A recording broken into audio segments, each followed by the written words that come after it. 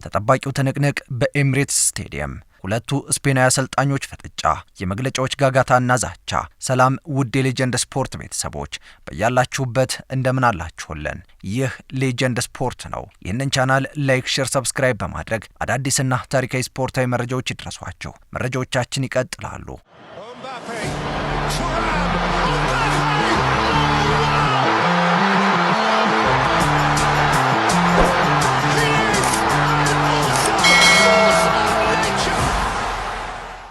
የአውሮፓ ሻምፒዮንስ ሊግ የግማሽ ፍጻሜ ጨዋታ ዛሬና ነገ ይካሄዳሉ።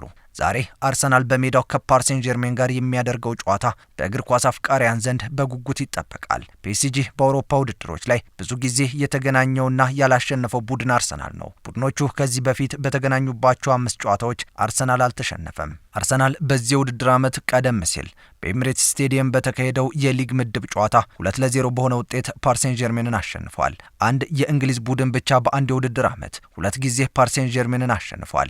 ይህ ማንቸስተር ሲቲ በ2020ና 2021 የውድድሩ ግማሽ ፍጻሜ ላይ ነው። ፒኤስጂ ካለፈው 6 ከሜዳ ውጭ ባደረጋቸው የአውሮፓ ቻምፒየንስ ሊግ ጨዋታዎች 5ቱን ተሸንፏል። ማንቸስተር ሲቲ 2 ጊዜ፣ አርሰናል፣ ኒውካስትልና አስቶን ቪላ ናቸው ያሸነፉት። ይህ የአውሮፓ ቻምፒየንስ ሊግ የግማሽ ፍጻሜ ጨዋታ 2 ስፔናዊ አሰልጣኞች ሚኬል አርቴታ ከአርሰናልና ሉዊስ ኤንሪኬ ከፒኤስጂ የሚፋለሙበት 3ኛው ይሆናል። ከዚህ ቀደም በ2001-2002 ከባርሰሎና ከሪያል ማድሪድና በ2014-15 ባየር ሚዩኒክና ከባርሰሎና ተገናኝተዋል። አርሰናል በአውሮፓ ቻምፒየንስ ሊግ ያለፉትን 8 ጨዋታዎች አልተሸነፈም። በቻምፒየንስ ሊጉ ይህ በአንድ የውድድር ዓመት ያስመዘገበው 2ኛው ረጅሙ ያለመሸነፍ ጉዞም ሆኗል። ከዚህ ቀደም በ2005-2006 12 ጨዋታዎችን ያለ ሽንፈት ማጠናቀቁ ይታወሳል። በዚያውም ዓመት ለውድድሩ ፍጻሜ ደርሶ በባርሰሎና መሸነፉም የሚታወስ ነው።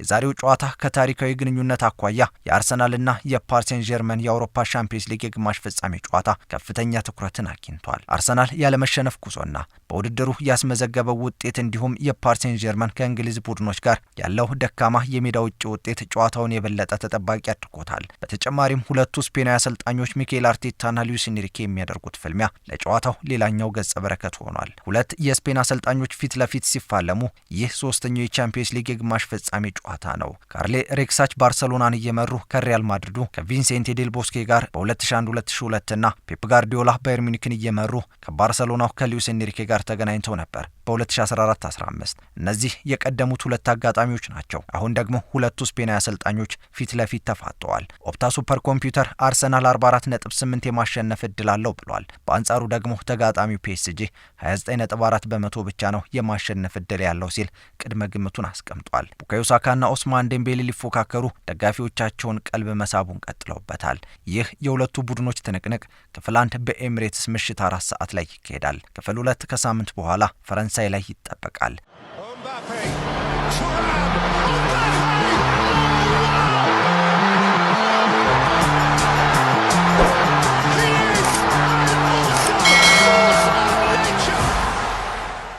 ተጋጣሚዎችም በመግለጫቸው እየተዛዛቱ ነው።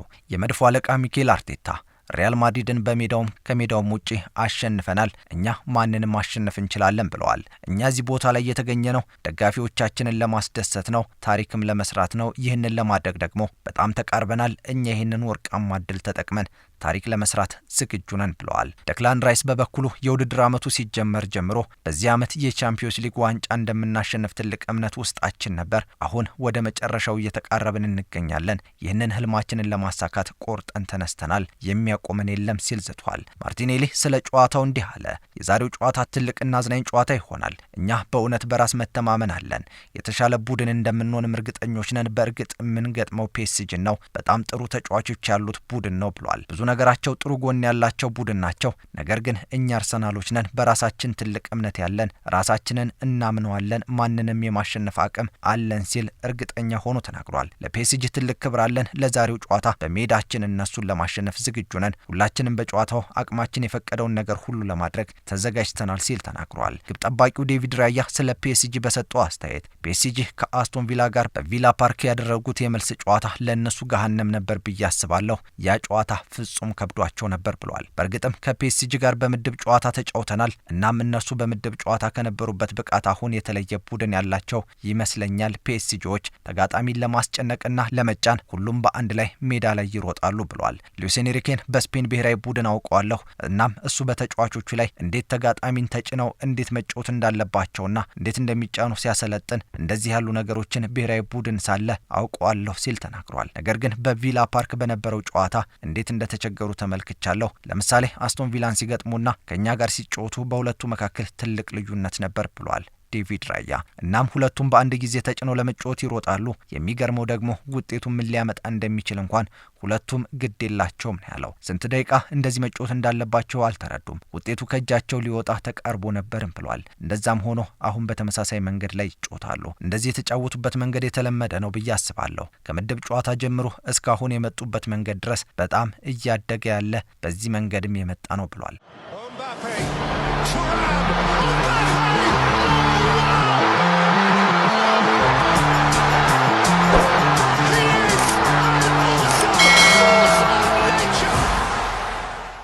አሰልጣኝ ሉዊስ ኤንሪኬ ክለባቸው ፒኤስጂ ከአርሰናል ጋር ካለው ጨዋታ በፊት የሚከተለውን ሀሳብ ሰጡ። በጥሩ ቁመና ላይ ነን። አርሰናልም ከኳስ ጋር ጠንካራ ነው። በዛሬው ጨዋታ ራሳችን ላይ ማተኮርና ኳሶቻችን እንዴት እኛ ጋር መሆን እንዳለባቸው ማሰብ ነው ያለብን ብለዋል። አርሰናል አሁን በአውሮፓ ካሉ ምርጥ ቡድኖች አንዱ እንደሆነ አስባለሁ። ከዛሬ 7 እና 8 ወራት በፊት ካደረግነው ጨዋታና በውድድሩ መጀመሪያ ላይ ካሳየነው አሁን የተሻለን ይመስለኛል ብለዋል ኤንሪኬ። ከምድብ ጨዋታ ቀጥሎ ጥሎ ማለፍን አልፈን አሁን እኛም በጣም የተሟላ ቡድን ሆነን ግማሽ ፍጻሜው ላይ እንገኛለን። እናም የቀጣዩ ዋነኛ ዓላማችን አርሰናልን አሸንፈን በመድረኩ ላይ ታሪክ መጻፍ ነው ብለዋል። ፒኤስጂና አርሰናል ሁለቱም ተመሳሳይ ቡድኖች ናቸው። አብዛኛው ነገራቸው ተመሳሳይ ነው። ሁለቱም በጋራ እንደ ቡድን ተጋጣሚን የማጥቃትና በጋራ የመከላከል ብቃት አላቸው ሲሉም ተደምጠዋል። ቶማስ ፓርቴ ከነገው ጨዋታ ውጪ በመሆኑ ፔዥን ይጠቅመዋል ወይ ተብለው ለተጠየቁትም ጥያቄ እንዲህ ሲሉ መለሱ። አርሰናል ትልቅና ጠንካራ ቡድን ነው። ጠንካራ ተጫዋቾች ስላላቸው እነሱ በአንድ ተጫዋች ላይ ይንጠለጠላሉ ብዬ አላስብም ብለዋል። ሉዊስ ኤንሪኬ በተለይም አርሰናል በቅርብ ጊዜ አስፈሪ ስለሆነባቸው ስለቆሙ ኳሶች ተጠይቀውም ነበር።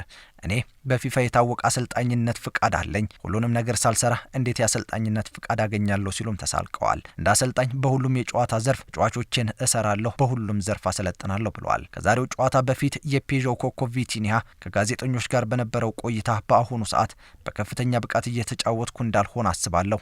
ይህ ያጋጥማል፣ ለእኔ አስቸጋሪ ጊዜ ነው። ነገር ግን ይህ በእኔ ብቻ ሳይሆን በሁሉም ተጫዋች ላይ የሚከሰት ነው ብሏል። በምድብ ጨዋታ ከአርሰናል ጋር ከተጫወትነው ጨዋታ ፍጹም የተለየ ይሆናል። በእርግጠኝነት በነገው ጨዋታ የተለየ ነገር እንደምናደርግ አስባለሁ ብሏል። ነገር ግን በዛሬው ጨዋታ የአጨዋወት ዘይቤያችንና ስታይላችን ይቀየራል ብዬ አላስብም ነው ያለው።